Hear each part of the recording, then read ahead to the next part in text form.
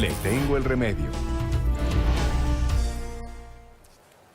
7:38 de la mañana y hoy en Le Tengo el Remedio tenemos que hablar, Aníbal, de algo que le preocupa mucho a los cuidadores, a los padres de familia, porque se han incrementado los casos de tosferina, enfermedades respiratorias en la ciudad, y es por eso que queremos entender pues cuáles son las implicaciones de esta enfermedad, también cuáles son esas medidas de prevención que tenemos que tomar en casa y en entornos donde los niños están expuestos, y qué mejor que hacerlo de la mano de los profesionales. Es por eso que a esta hora nos acompaña Jimena Hurtado.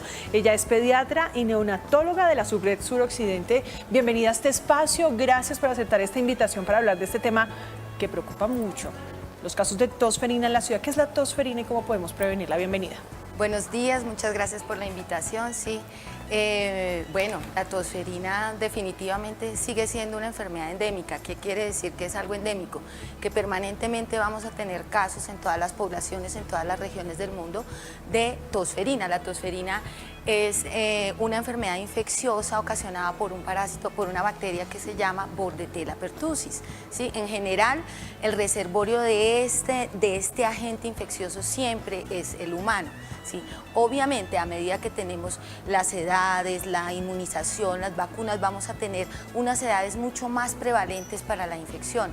Por eso los niños son los que más tienden a tener afectación por la tosferina. En este momento, a 2025, hemos tenido un rebrote de la infección de tosferina a nivel del distrito, a nivel de Bogotá, y eso nos tiene un poquito en alerta a toda la parte sanitaria de Bogotá, a las partes públicas, a los hospitales públicos, emprendiendo todas las campañas para disminuir el riesgo de infección de tosferina. Y obviamente, ¿por qué? La tosferina finalmente es una infección que en grupos específicos, como son los menores de 6 meses, como son los recién nacidos prematuros, puede llegar a aumentar el riesgo de mortalidad en estas edades. Doctora, yo le quiero hacer, buenos días, que no la saluda. Yo le quiero hacer varias preguntas. La primera y la más sencilla es porque hay gente que pronto no sabe qué es una persona neonatóloga. Okay. ¿Qué es eso?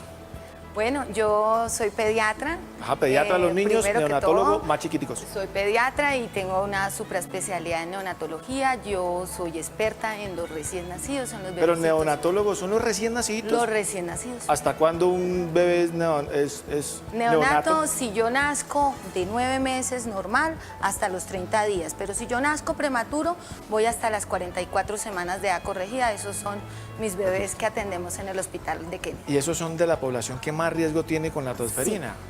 Definitivamente el riesgo está incrementado en bebés con bajo peso, en bebés prematuros. ¿Por qué? Porque ellos nacen con una inmunidad muy baja, pero no solo eso. Son niños que han tenido que estar hospitalizados, que han requerido ventilación mecánica, que han requerido nutriciones parenterales, y estos niños tienen mucho más riesgo a ser susceptibles a este tipo de infecciones que tenemos hoy por hoy. No solo tosferina, sino también virus diferentes como el sincitial o el adenovirus, que normalmente también circulan en la ciudad. ¿Cuál es ese cuadro clínico de un bebé con tosferina? ¿Cuánto tiempo experimenta esta tos que además no le permite casi ni siquiera respirar? ¿Y esto puede ser fatal para ese niño? Claro. Sí, si bien a medida que van creciendo se disminuye esa tasa de mortalidad o esa tasa de letalidad que puede llegar a tener la tosferina, a menos edades mucho más riesgo.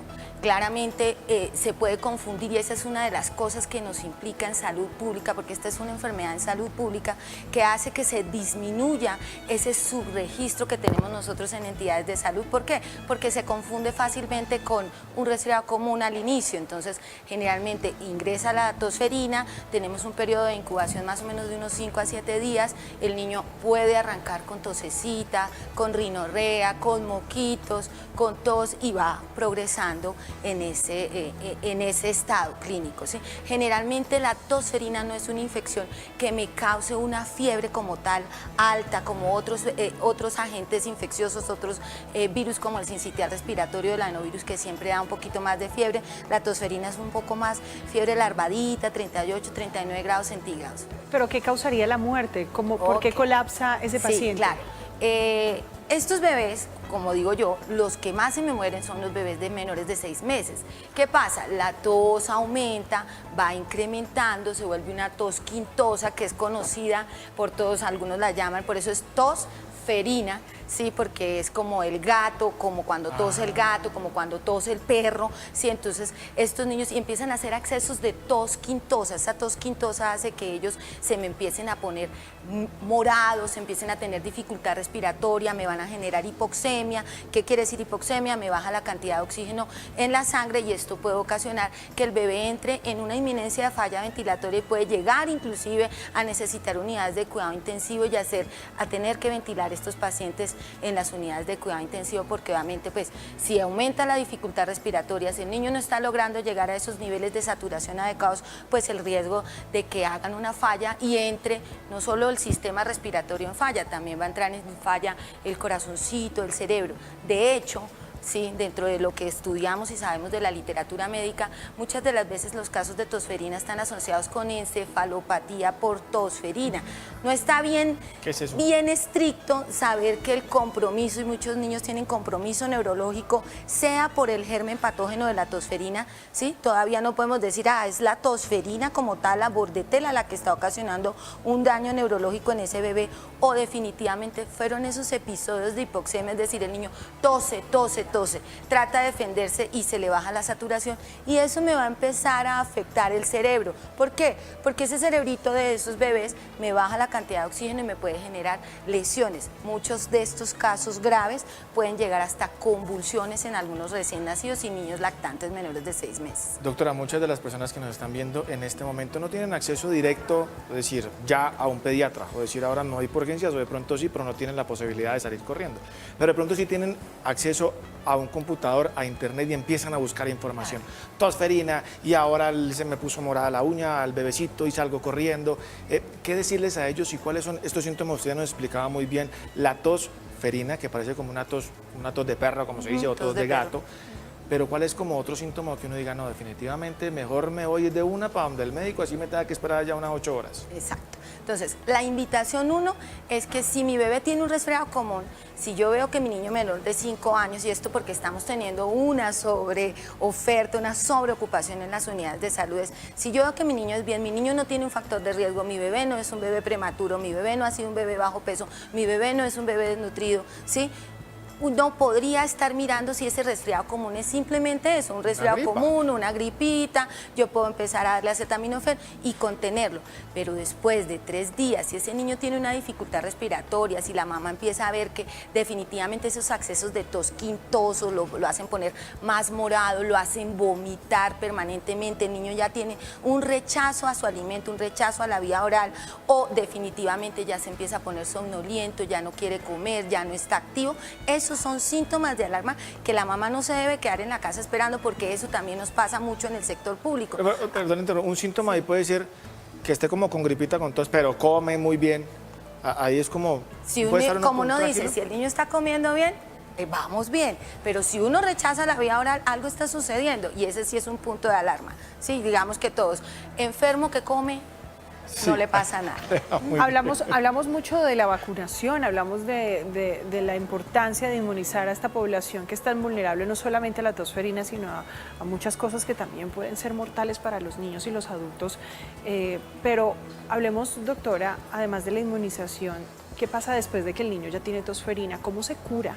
¿Cuál es ese proceso para que esta persona pues atraviese la enfermedad y pues salga avante? ¿Y esto puede volver a repetirse más adelante en su vida? Sí, sí, definitivamente sí, puede uno volver a repetir, ¿sí? Por eso es tan importante, uno, el esquema de vacunación, pero voy a irme un poquito atrás lo que me estás diciendo en tratamiento, ¿sí? Definitivamente cuando yo ya detecto que este niño es un caso muy probable, un caso sospechoso de tosferina, yo digo, le voy a tomar las pruebas para detectar, confirmar la tosferina, debo iniciar el antibiótico, que es el tratamiento específico para tosferina, ¿sí? Si yo lo pongo y yo inicio esa administración de ese tratamiento específico para mis bebés, ¿sí? Antes de los 5 días o antes de los 7 días del inicio de los síntomas, en esa fase catarral, cuando están súper mocosos, cuando empiezan a toser, yo disminuyo el riesgo de mortalidad y el riesgo de complicaciones como son neumonías, como es falla respiratoria, como eso ir a una unidad de cuidado intensivo, y estoy haciendo el tratamiento ideal. La idea es empezar por lo menos 5 días de tratamiento con unos antibióticos específicos del grupo de los macrólidos, ¿sí? Así es como se cura, con antibióticos. Así es como se cura. Y aquí también es otra cosa importante, que no solo es el antibiótico en esta, porque entonces ahora todo el mundo sale corriendo, hay que tomar antibiótico. Ojo, la medicación sin la orden médica no debe ser. Yo no debo asistir a servicios, a la droguería, a que me vendan, la doctora dijo que un macrólido, entonces vamos a darle esto, porque eso incrementa el riesgo de tener resistencia a otro tipo de bacterias y puede ser otro germen que no sea la tosferina. Lo otro importante en ese tratamiento siempre es la hidratación del bebé, mantener una adecuada hidratación. Los cuadros respiratorios, a veces uno dice, bueno, y le pongo oxígeno, y le pongo inhaladores, y le pongo un montón de cosas que tenemos los médicos y las mamás nos piden, porque como tú lo dijiste, en la IA ya uno le dicen y le sacan el listado de inhaladores y el listado de cosas.